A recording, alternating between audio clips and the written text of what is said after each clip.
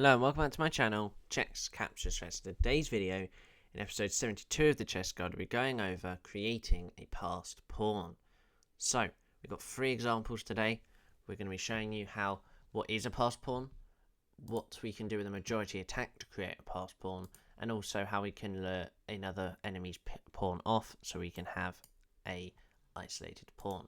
So, let's start. Now, the questions we're going to ask ourselves this episode is, what is a passed pawn? How can we, what is actually a passed pawn good for? And how can we gain an advantage from it? So, let's ask that first question. What is a passed pawn? A pawn that is passed is obviously quite simple. We just pass the enemy's pawn. It's as simple as that. It means it cannot be captured. So, obviously, in a scenario like this is not passed because they can capture very easily. So, this would not be passed, though this is. So when it's passed, it cannot be captured at all. Then that is a passed pawn. Now, we can almost answer this second question in this example as well. What do we actually gain from having a passed pawn? Well, in this scenario, there is now nothing that can actually catch this pawn to be able to promote. So in this scenario, the advantage we'll be gaining here is to promote and very easily win the game. So, now we're going to go a bit more in depth now here. So, how can we use a majority of attack here to create passed pawn?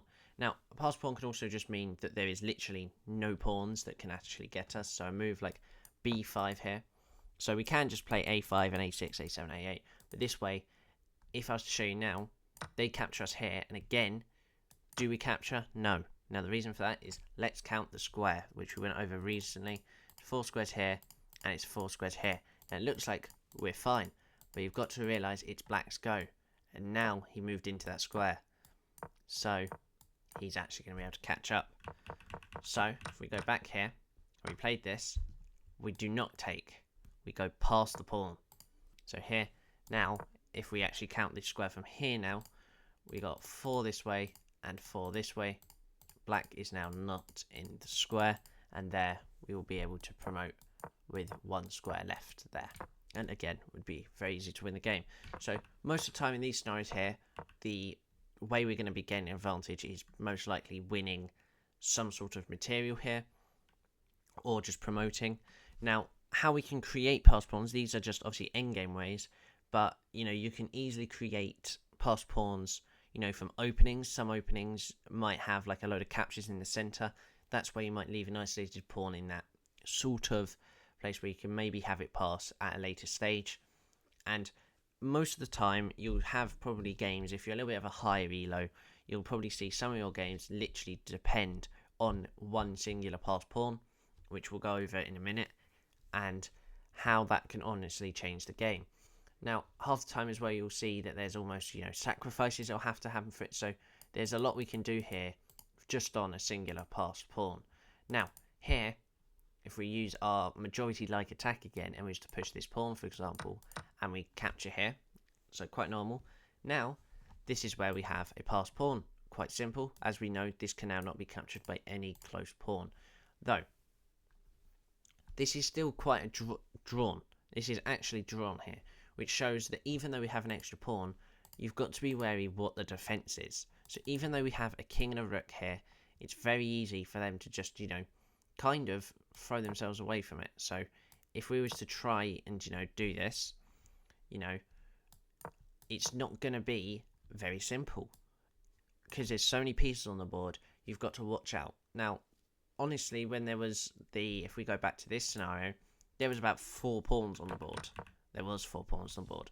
So it's very easy to be relying on, you're only really looking at this side of the board. You're not really looking at this pawn because we know that it's blocked by this king. So really, when this all happens, there's nothing else going on. Whereas if we go to this example, there is a lot going on. There is a fight going on here. These pawns are stopped. This king and this king are attacking this pawn. And then we've got 2 rooks here, which could be doing anything for all we know. So just to show that this is pretty much just a draw here. There is really nothing either side can do. I mean, I'm just playing loads of random moves here, the best moves on the board, and they're still not the best. And it gets to a point where what you can do now is use this pawn as a decoy. This is another thing. So in this scenario, we play rook to d6, and they'll play check. If we play something like king f2, they take this pawn, we can now take c6, for example, and then, you know, we can see that this passed pawn here. Now what we can do is use that as a decoy and take this pawn, and then we'll be able to do this and actually win the game. So you can almost, and obviously it makes sense here, because we're using pawns to try and throw this king away from the position. So you see in this position, it's very nice to just give it a check here, and, you know, we move back, and they're going to maybe even try and do this. But, you know, in a normal game, you might see that they do not like this at all, and they're going to try and attack you, which is a blunder, which is where you can now win all of these pawns, and it's going to be very simple when you have 2 passed pawns, because obviously no pawns on the board, every pawn will be passed then. So obviously now it's a very easy win. So let's just clarify what we've gone over this episode. As this first example, we just show you what is a passed pawn, and hopefully you now know. If you want to just try and remember now before I say it, pause the video if you want to. Okay, so passed pawn is where you push past the enemy pawn so that they cannot recapture you. Okay, very simple. And what do we gain from it? Now, in an endgame, most of the time it's going to be promotion, and if there's a load of pieces on the board and it's a very, you know, good passed pawn, it's not like on the edge of the board, then you're most likely going to be winning in exchange. They might try and take your pawn with a knight, for example, because it's just so good, and you'll win a knight therefore. So obviously there's ways we can win that. Now in this example, using majority attack, 2-on-1 always will favour the people with 2 pawns unless they make the wrong moves. Now don't get me wrong here, you can as black play a passed pawn, but you've got to be careful when you play it, because this just doesn't work, as we're going to be closest, and also we can even afford to move our king now to stop this pawn. You know, there could be a race, but we with check, and obviously very easily win that pawn. So you can't really, you got to be careful, just trying to make sure you do the passed pawn at the right time. You've got to look at who's going to win the race to promote first then. And obviously here, you've got to make sure you do not, you push again here, we do not take, as in a scenario like this would be a dead draw. So you've got to make sure you count that square. Now the last example here we went over, if I go all the way back to the beginning, is how we created another kind of majority attack, because technically it is 2-on-1 here. And when we was able to do this, we were able to give ourselves a pawn for free here, and how we was actually able to use it as a decoy here. So like this, and we was able to do that.